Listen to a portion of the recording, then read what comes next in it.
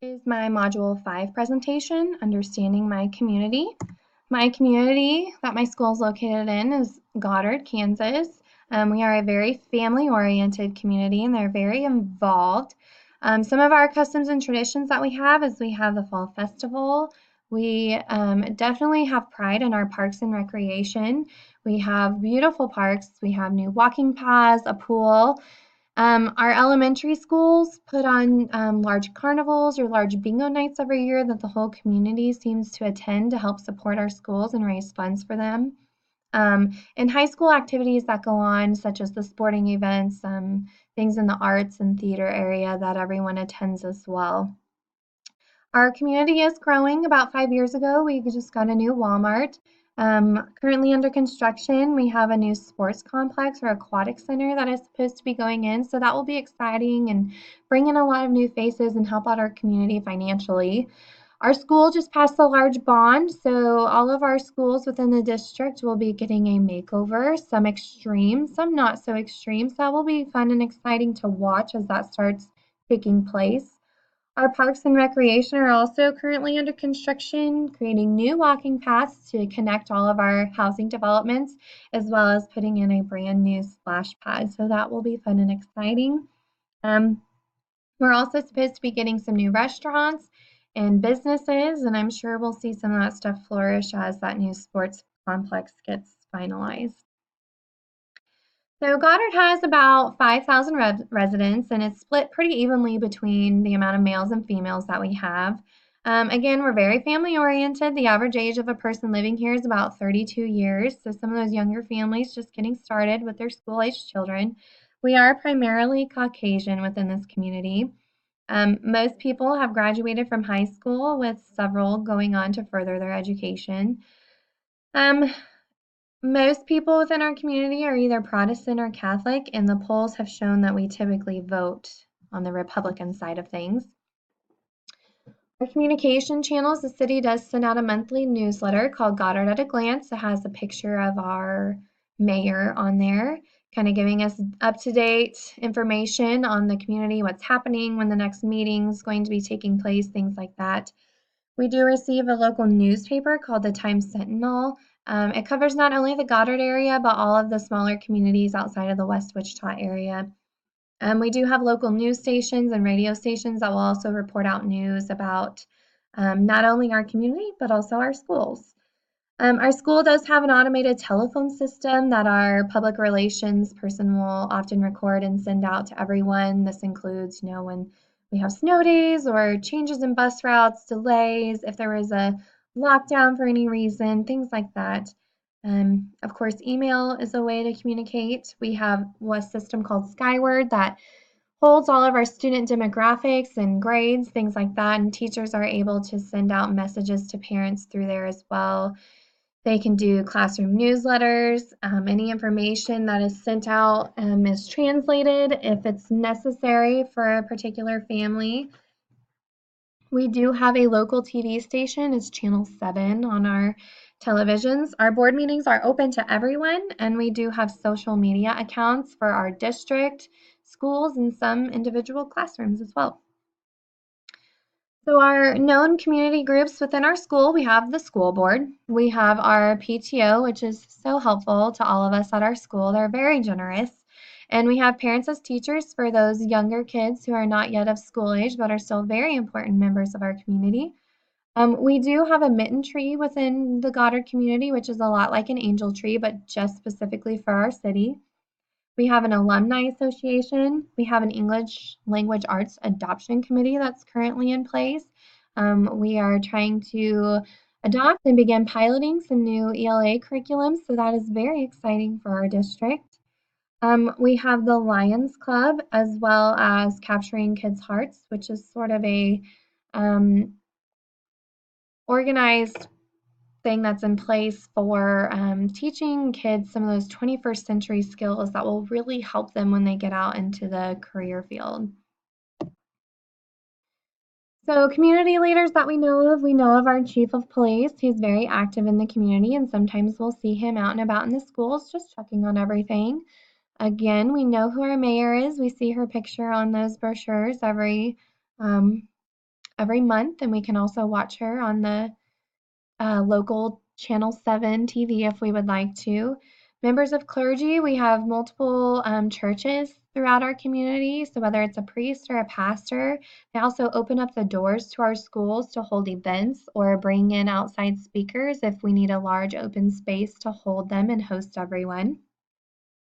Our school leaders, we have our school board president, our superintendent, the athletic director, our principals, our public relations coordinator. He does a fantastic job of creating that relationship with our school and our community, as well as our campus chief of police. He is much more active than our community chief of police. I would say the community and the schools know who he is and what he does more than what they know the community chief of police does. So the characteristics of some of our leaders, you can find their contact information, core beliefs, mission statements, all of those things are available online. Some of those people that I just talked about are also responsible for setting some of our city restrictions and limitations, such as curfews and what some of our minor laws and things are that they can control within our own city limits. There is a large police presence within our community. We see them out and about monitoring our neighborhoods very frequently, especially at times of bus pickup and bus drop-offs, which is greatly appreciated by parents. They're very good about getting out city updates to us, for sure monthly, if not more.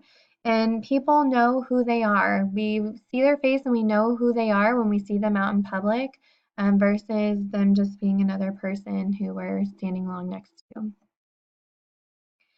So the city of Goddard has about 4 housing additions, but only one is currently growing and having new construction happening.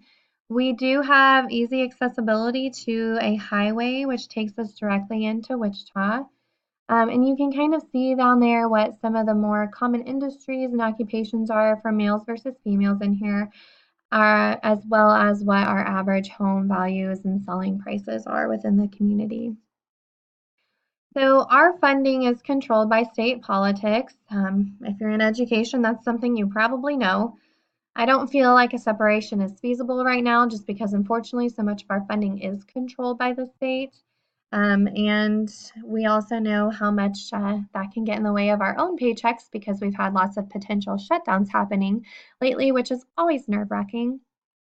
You can see some information about our property taxes. Um, our district aids, we can get most of our amount from the state, but we also get other financial support from our mills, different donations that we get, and grants that we earn throughout the school year. I do believe that there is a disconnect at the state and national understanding levels. I feel like, unfortunately, our members who are at the state and national level have too much of a disconnect and are too removed from the current classroom to really understand what our current students need to be successful. So social tensions, like I said before, we are primarily Caucasian, so there's not a large range of diversity, which could cause some tensions. Again, we have a main highway through our town. This highway actually splits our town in half. We call it the north side and the south side. And on the south side, we have the main Goddard campus, and on the north side, we have the Goddard Eisenhower campus. So we have two big rivalries happening within our own little community. The south side does tend to have a lower income than our north side, but that's just some general information for you to know. Cliques do happen in the schools based on student interests, such as athletics versus the arts and theater. Those who are more driven by engineering, science, mathematics, things like that. And of course, there are influences that unfortunately hinder some of our adolescents' growth, such as drugs, alcohol. Sometimes teen pregnancy occurs, dropouts, and of course, social media has a large role in all of our children's lives right now. So other areas to get information from, the City of Goddard has their website. We have newspapers and telephone books directly delivered to our driveways. The yellow pages are there, but all of this stuff is also accessible online. Our school district website, as well as the KSDE website, where parents like to go to look for some of the Common Core standards and what those all mean for them and their children. And then, of course, the board meeting minutes are all online if they were unable to attend the previous meeting and can plan accordingly on if they would like to attend the next one. So we do have a teacher union. We also have the levels of authority within our district, starting with, of course, the school board president, the school board itself, the superintendent, assistant superintendents, principals, teachers, all staff within our school district, parents, community members who have large influences, just that kind of natural order of hierarchy that tends to happen. And we do have contract negotiators, so even though they reach out for our opinions on what we would like to see change or stay the same within our contracts, they ultimately have that final say. And then our school district does have a cooperative that serves and provides staff for all of our special education students. Sometimes those staff members are required to follow both the cooperative policies as well as the school district policies. And sometimes there can be conflicting views within those policies. And so that can at times be difficult to figure out what exactly is expected of those staff members and how to follow through with necessary areas that may need investigated or looked on. So we do have students that have free and reduced lunches. We have about 2% that have 3 and 8% that have reduced. So 10% total, which really is not that large of a number compared to some of our surrounding school districts as far as free and reduced lunches go. We do have the weekend backpack program, which provides non-perishable food items for children over the weekend.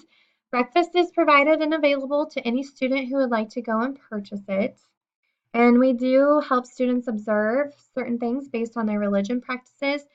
Jehovah Witnesses have an area to go in each school when a birthday party or holiday party is happening. And we offer more than one lunch for those students who during Lent would like a choice that does not have meat in it. So one of the things that you just know when you're a Goddard School District employee is that your email, phone, and computer records can become public knowledge. We are told that if you would not like it on the front page of the paper, don't say it and don't send it. Keeping your personal and professional life very separate, especially on social media pages. Sometimes our school calendar is designed and based on the majority of community needs, so we have some holidays off that others may not, such as Good Friday.